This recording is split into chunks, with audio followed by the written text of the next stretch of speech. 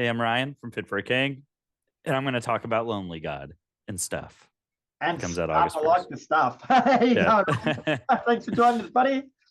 So, Fit for a King released your eighth studio album, Lonely God, on August the 1st, mate. So that's not long away now. How are you feeling? I feel good. I'm always eager to get a new record out once we start rolling it out. Yeah. Can you tell us a bit more about it musically and what you were going for this time around? This time around, we just wanted to not have any agendas. We just wanted to write music that we enjoy writing. And I think it turned out that way. I think because of that, the record is my personal favorite that we've ever written. And you've released the singles Begin to Sacrifice, No Tomorrow, Technium, and Lonely God. So overall, are they a good sonic representation of what you expect? I would say so. There's definitely elements like there's one more single and it has a different element than any of those songs. And then I think you'll have the full picture once that one is out.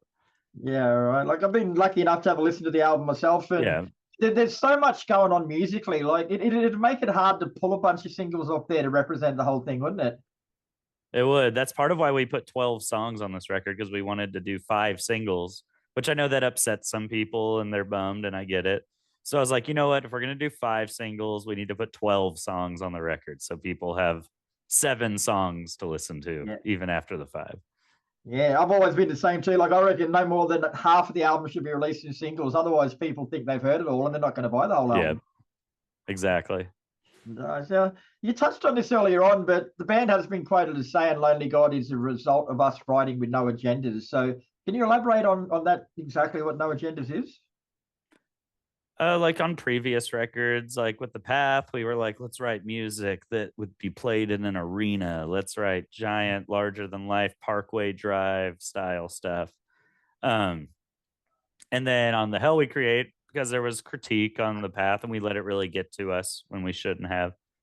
We wrote the safest record. Like our agenda on this record is write a record that doesn't make people mad, which is also not a good way to do things. And then so on this record, you're like, you know what? We just need to get back to what we do best, and that's just write Fit for a King music. We don't need to worry about any other agendas. Just write the best version of a Fit for a King album, whether the song is super metal, whether it has a lot of singing, whether it's all breakdowns. Yeah, nice. Now, speaking of writing music, mate, like this is your eighth studio album. So do you think it gets easier or harder the more you write to come up with fresh out of material? I think lyrics get harder. I think writing music gets easier. Lyrics are hard because you end up reusing a bunch of the same words. So you're like, well, I can't say that because I said that 2 albums ago. Well, no, I can't say that because, and then you're like, wait, that pattern's too close to this one. And that there's just so much more stuff to like tiptoe around to not copy or even your own music. So I think lyrics over time get harder, but I think music gets easier because there's just you mature as a musician and you get better as a musician. Yeah, that makes sense. The album starts with Begin the Sacrifice, which to my ears was one of the tamest songs on Lonely God. So was it chosen as the first track for that reason, to ease people in? It was to ease people in and to set up like a story. Like our goal wasn't on the first one, this record, to like punch people in the face immediately. It was to like set people up for like this is going to be an album, like an album you need to listen to. It's not just a bunch of songs. It's like meant to be heard back to back to back to back to get the full picture. Yeah, that does make sense actually, because this is the first one of your albums I've sat and listened to from start to finish. And it felt like it was like it had a good flow to it. Like it felt like it was you were listening to it. The music wasn't playing to you, if that sort of makes Yeah. sense. Yeah, that was a big goal. And also to just have parts where you have breaks, whether it's Shelter, Between Us, and then go straight into some crazy heavy stuff, almost like to give your ears breaks when it needs a break, and then go back to the heavy when it needs to be heavy again. Well, you did well with that, brother. Now, you sort of Thank touched you. on this with your writing style before, but musically, how does Lonely God differ to 2022's The Hell We Create? Just we were willing to take more chances and take more risks on the Hell We Create. We were like, no chances, Right. no risks, don't upset people. Just write good Yeah. old metalcore with breakdowns. I bet you still managed to upset a few people in this world, mate. They'll never all be happy. I think that was another thing after the Hell We Create, because we tried so hard to not make people upset and we still saw people upset. So we were like, you know what? It doesn't even matter. They're going to be upset anyway. Yeah. Now, you've got Landon Chewers as guest on the song Technium. So, what did he bring to the sound and overall feel of that song? I mean, Landon's always been one of my biggest influences, especially with like the creepy talking Mm-hmm. scream thing. And he also does the pitch yell thing really well. So he kind of just has always influenced me with those things, and especially on Technium, because there's the creepy talking electronic stuff. As soon as we were recording that, I was like, we have to get Landon on this song. He would sound so good. No, it did. No. So, loosely based, your music combines elements of deathcore with metalcore. There's alternative metal, electronics, among other things in there. So, in the creative process, how difficult is it to get the balance of all those things right? It is hard because we try our best to not make it sound like a bunch of random parts put together. We want everything to sound like one band and one record. So it is a big challenge to be like, this part sounds like it is out of nowhere. But I think that comes to like, when I said like we have a lot more experience now, I think the longer we play music and the more we write, that kind of stuff gets easier to work around. Yeah. And then there's a bit of an extension on that too. Like some of your breakdowns have massive shifts in timing, tempo, and intensity, which is what most people refer to as light and shade in music. So how difficult is it to know when to start and where to end when you're creating that sense? I think when it's just a feeling of like, am I getting tired of this part yet? Because if you're getting tired of it, that means somebody got tired of it a long time ago. Yeah, true. Because I mean, ideally, I like my band more than other people like my band. I should like my band more than everyone. So I think when there's a part that I feel like it's dragging, we shorten it even more. Because I'm like, if I think it's dragging now, then that means it was dragging probably a while ago.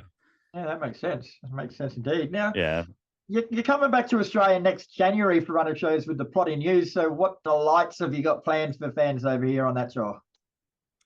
There's definitely going to be a lot of new music because the new record and the new songs are doing so well. But we'll throw some hits from the previous records, because even though there's songs we've played a lot and toured a lot, we've only played Australia once in the last like 12 years with Alpha Not an Wolf. effort. So it's like we gotta throw in some of the like old school songs just to like, give some long time a while a nice treat. Yeah, nice. And I noticed too, half of the shows are all ages, which has become all too rare in the modern age. So good on you guys for doing that. Well, like in America, it's like almost every show is all age. So it's honestly like when we Ah, come to Australia, it's weird that they're not. It's sometimes there's not all ages in America, but I think there's just different laws with like drinking and stuff over here, as far as like not being able to have underage people if there's a bar, stuff yeah, like that. yeah, I think that's But right. yeah, Yeah, it used to be all the time here, and then all the new liquor licensing laws came in, and like I'm not even allowed to give my 6 year old a beer anymore. It's terrible. I know. What's this world coming to? What happened to freedom? Now, before I let you go, mate, I've got a new segment I've introduced called Photo Bomb. So basically, I've trolled through your social media before we've had a chat, and I found a couple of photos that wouldn't mind knowing a bit more about. So, firstly, Uh-oh. I got him. I pressed the wrong button. Firstly, I've got this one, mate. Like, I've seen that quite a lot of your photos there have him jumping like this, mate. Like, he gets some pretty serious airtime. Has he got springs in his shoes or something?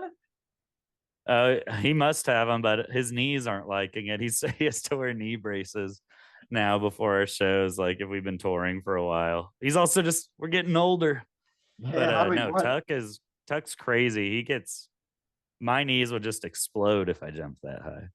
Yeah, like pretty much every shot of him, he's jumping like that. Like, has he ever done it in a venue with a small roof and he's forgotten that it wasn't that high? He's definitely spun his bass on a stage that's too small and hit me in the face with it a few times. Nice.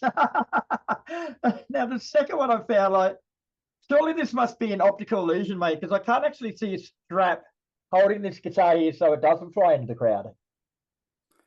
Yeah, he like drills his strap into the guitar. It's like there's a giant screw. All right. But yeah, he takes it very seriously, and he's got like a metal clip instead of a plastic one.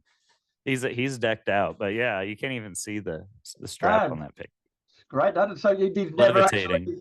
never actually He just throws it with so much speed that it's like a boomerang. You know, that's appropriate, a boomerang in an Australian interview. Fantastic. All right, Ryan, well, we'll let you go so you can speak to the next person, mate. But thanks very much for your time. Lonely Guide is out August 1st, and from a first-time full album listener, it was pretty damn good, mate. So hopefully everyone Thank you. Thank you.